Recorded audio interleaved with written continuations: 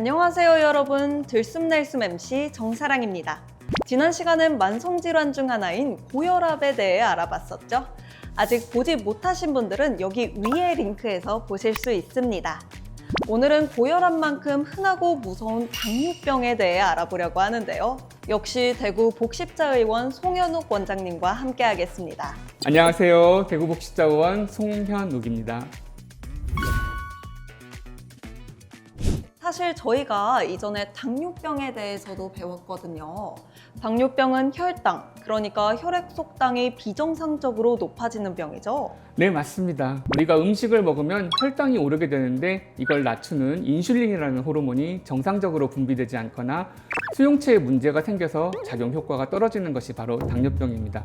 일반적으로 우리가 얘기하는 것은 2형 당뇨병이라고 하는데 이것은 선천적으로 인슐린이 만들어지지 않는 게 아니라 인슐린이 작용을 잘 못하는 것들을 의미하게 됩니다.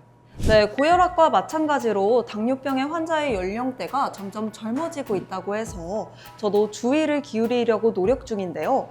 사실 말로만 들어서는 그렇게 와닿지가 않을 수도 있을 것 같아요. 그래서 이번 시간은 조금 특별하고 재미있게 O, X 퀴즈를 통해 당뇨병에 대한 오해와 진실을 파헤쳐 보려고 합니다. 그럼 첫 번째 문제입니다.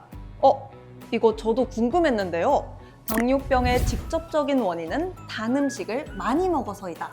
원장님, 정답은 뭔가요? 정답은 X입니다. 진짜요? 네, 사실 세모가 있었다면 아마 저도 세모를 우선 들었을 것 같은데요. 단순하게 당분이 많은 음식 혹은 설탕이 많은 음식을 많이 먹어서 당뇨병에 걸리는 것은 아니고 기본적으로 당뇨라는 질병은 췌장과 인슐린의 기능에 문제가 되겠습니다. 그래서 단 음식을 많이 섭취한다면 체중이 증가하고 이것 때문에 인슐린에 대한 저항성을 높이는 그런 상황이 발생을 해서 당뇨가 진행될 수가 있겠습니다. 아, 그렇군요. 역시 균형 잡힌 식습관이 중요하겠네요. 그럼 다음 문제입니다. 당뇨병은 유전병이다? 이건 당뇨병이 최근에 20, 30대에서도 늘어나는 이유가 청소년 비만이나 운동 부족이랑 관련이 깊다고 들었던 것 같아요. 그래서 저는 X로 하겠습니다. 네, 이번 문제 정답은 X입니다. 네. 물론 가족력이 있는 경우에 발병 위험이 높아지는 것은 사실입니다. 그렇지만 비만이나 운동 부족 또는 식습관, 스트레스와 같은 환경적인 요인들도 당뇨병 발병에 중요한 역할을 하게 됩니다. 탄수화물 섭취를 균형 있게 조절하고 섬유질이 풍부한 채소, 좋은 지방이나 단백질을 고르게 섭취하는 것이 좋고 한 번에 먹기보단 나눠서 먹는 것도 혈당 조절에 도움이 되겠습니다. 그럼 혹시 채소처럼 과일도 많이 먹는 것은 도움이 될까요? 이 부분도 환자분들이 진료실에서 많이 물어보는 질문 중에 하나인데요. 네. 특히 예전에는 우리가 과일 주스, 생과일 주스 혹은 무가당 주스 이러면은 몸에 좋은 음식처럼 인식을 하고 있었는데 그렇죠. 최근에는 당이 많고 식이섬유는 부족한 그런 것들이 당뇨 환자에게는 별로 좋지 않다고 알려져 있습니다. 당뇨병 환자한테는 과일이 양날의 검과 같은데요. 전혀 먹어서는 안 되는 음식은 아니지만 기본적으로 과일에 포함되어 있는 과당이나 탄수화물이 혈당을 많이 높일 우려가 있기 때문에 과일을 적정량 섭취하는 것도 좋고 또 비교적 혈당 지수가 낮은 블루베리나 사과, 체리, 키위, 자몽과 같은 과일들을 선택해서 섭취하는 것이 좋겠습니다. 하루에 적정량만큼 섭취하는 게 중요하고 또 주스로 된 것보다는 과일 그 자체로 즐기시는 것이 좋겠습니다. 원장님, 그럼 혹시 운동은 어떻게 해야 할까요? 운동은 우리가 크게 두 가지로 분류할 때 유산소 운동, 우리가 하면서 숨이 많이 찬 운동하고 근력 운동, 근육에 힘을 기르는 운동들이 둘 다 중요한데요. 중요한 거는 가벼운 운동이라도 꾸준히 하는 것이 중요합니다. 운동을 안 하시는 분한테는 운동을 하시라 말씀을 드리고 내가 충분히 운동을 한다고 말씀하시는 분들한테는 운동의 강도를 조금 높일 수 있도록 말씀을 드립니다.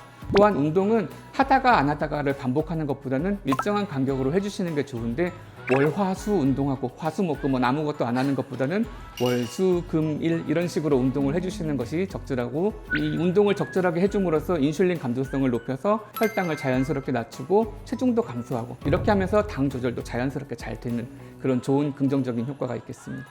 역시 건강한 삶을 위해서는 꾸준한 운동은 필수인 것 같습니다. 그렇습니다. 자, 그럼 마지막 문제입니다. 당뇨병이 있어도 증상이 없으면 괜찮다? 에이, 이건 저를 너무 쉽게 보는 거 아니에요? 당연히 X죠.